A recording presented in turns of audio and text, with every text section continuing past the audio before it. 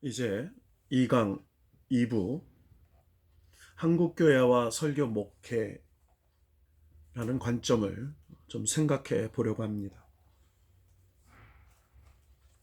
오늘의 설교 현장에 대한 현상적 고찰을 해보겠습니다. 이런 말씀과 함께 세워진 한국교회는 그동안 설교의 영광시대를 경험해 왔습니다. 오늘날은 그러한 토대가 급속하게 흔들리고 있습니다. 선교 2세기로 진입한 이후에 한국교회는 전혀 새로운 국면을 맞이하고 있습니다. 안팎에서 일어나는 변화의 바람과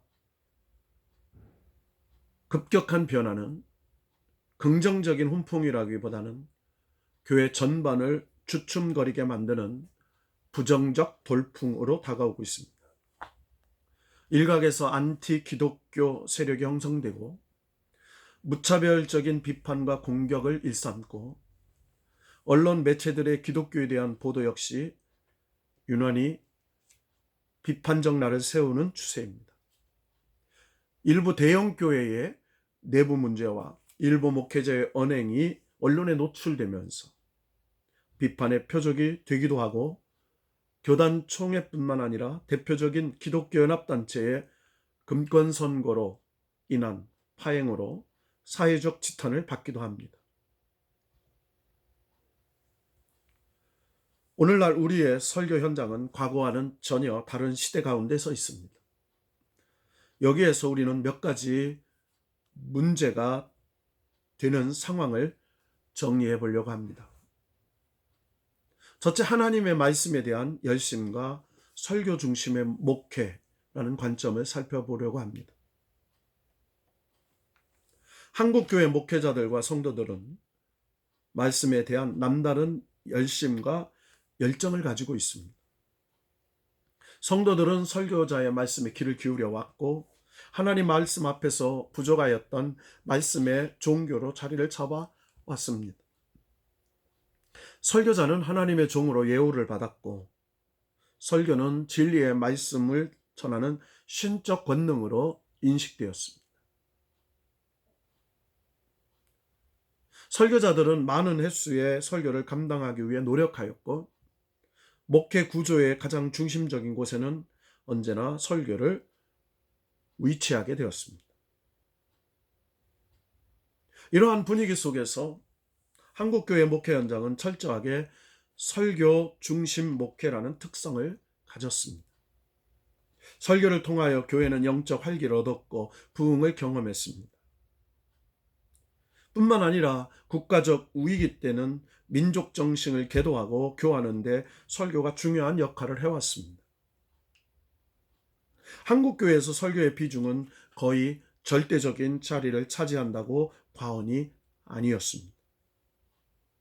목회의 다양한 영역이 다 중요하지만 그 모든 것을 잘하더라도 설교 사역이 제대로 이루어지지 않는다면 그 모든 것이 아무것도 아닌 것처럼 여겨지는 것이 사실입니다.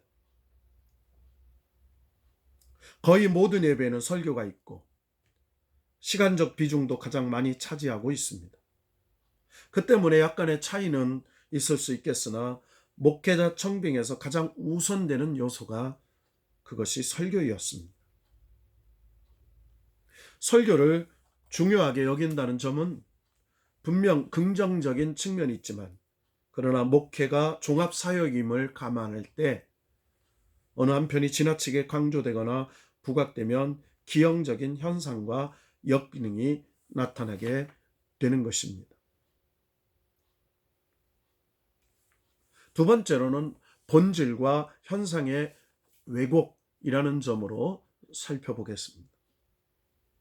한국교회 목회 현장은 일반적으로 본질보다는 현상을 더 중요하게 생각하는 경향이 강했습니다. 예를 들어 개척 몇 년 만에 몇 명이 모이는 교회가 되었고 신도시의 어떤 자리를 선점하여 이렇게 목회했더니 불과 몇 년 만에 수천 명이 모이는 교회로 성장했다는 목회 성공에 대한 이야기 때문에 얼마나 성경적이고 신학적으로 사역을 감당했느냐라는 이 본질 사항은 묻히는 경향이 있었습니다. 목회의 본질이 무엇인지를 묻고 이 시대 속에서 교회됨의 본질을 놓고 고민하고 그것을 지켜가려는 노력보다는 어떻게 하면 교회가 빠르게 성장하고 어떤 것이 큰 교회를 이루는데 도움이 되는가라는 실용적인 측면을 더 중요하게 여기는 현상이 본질을 지배해가는 경향이 두드러졌습니다. 이것은 목회 성공주의와 교회 성장주의에 빠지게 할 뿐만이 아니라 비본질적인 요소로 문들게 하였습니다. 세 번째로는 비성경적 설교의 범람이 이루어졌습니다. 현상이 강단을 지배하게 되면 강단에는 비본질적인 요소가 두드러지게 됩니다. 가장 대표적인 현상은 비성경적인 설교가 만연하게 된다는 사실입니다. 성경의 메시지를 바로 들려주기보다는 설교자나 목회 현장의 필요에 따라 말씀을 왜곡, 변형시키고 잘못된 해석이 나올 수밖에 없습니다. 또한 분주한 목회 현장은 늘 시간에 쫓기게 되면서 성경을 깊이 있게 연구하지 못하게 하고 묵상 없이 설교 준비를 하게 만들기 때문에 심오한 말씀의 신비를 제대로 드러내지 못하게 하거나 본문이 말씀하는 바를 명확하게 제시하지 못하게 될 수가 있습니다. 설교 준비에 있어서 서기 과정은 필수적인 단계입니다. 명료하게 하나님의 말씀을 듣게 하는 요소가 됩니다. 설교가 바른 신학 위에서 이루어지지 않으면 설교에서 성경이 말씀하는 바가 바로 선포되지 못하고 어떤 목적이나 관심사가 이끌어가게 된다는 것입니다.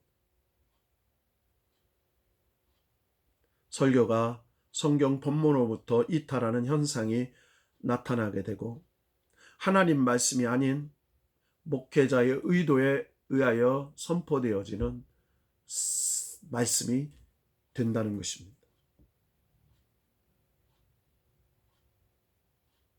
네 번째, 기복주의와 복음의 사사화 현상을 들 수 있습니다.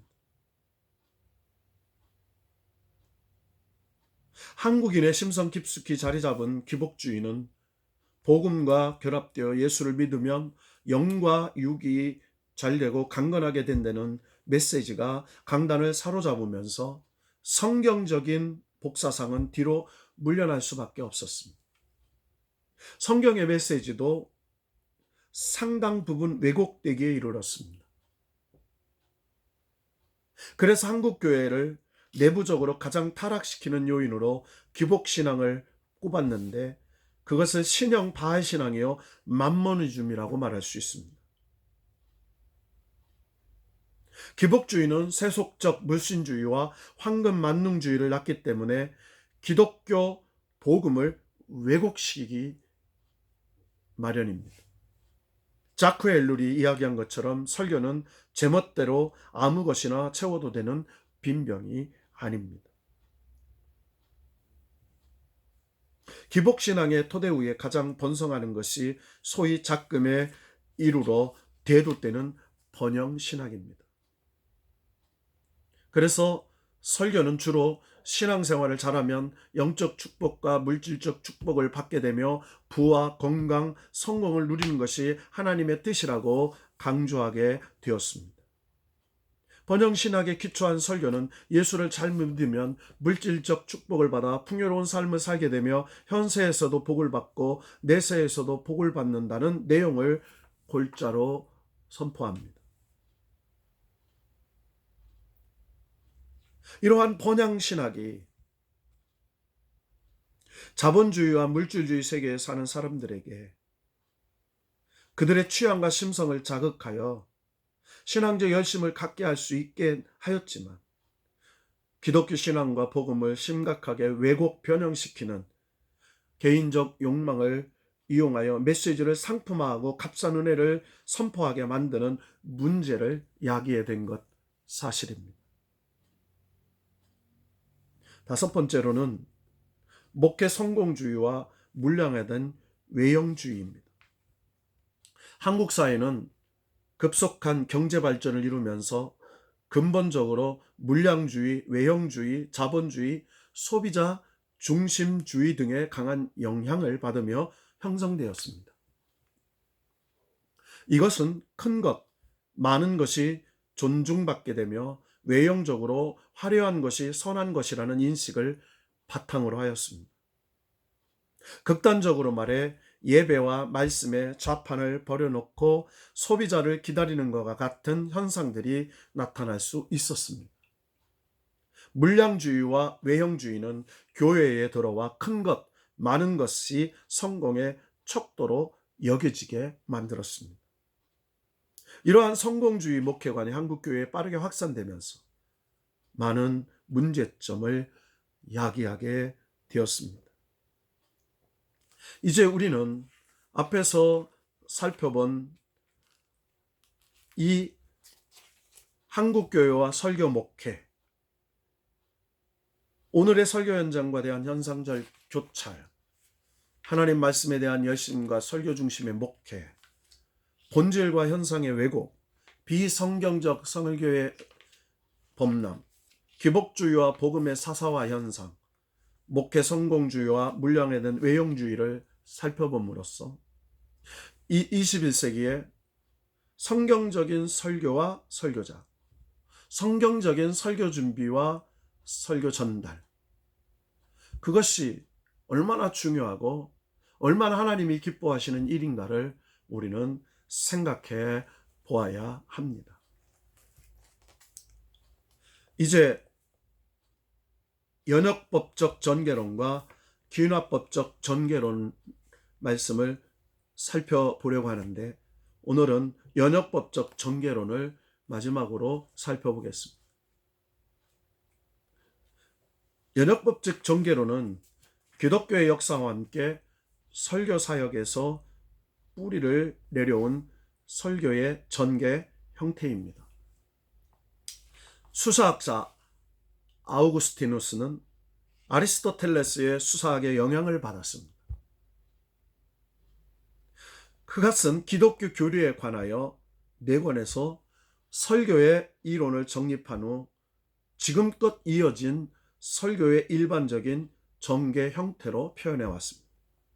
많은 설교자들은 이 연역법적 전개론을 논리학적인 측면에서 서술은 못하면서 그 활용은 이미 체질화되어 있었습니다.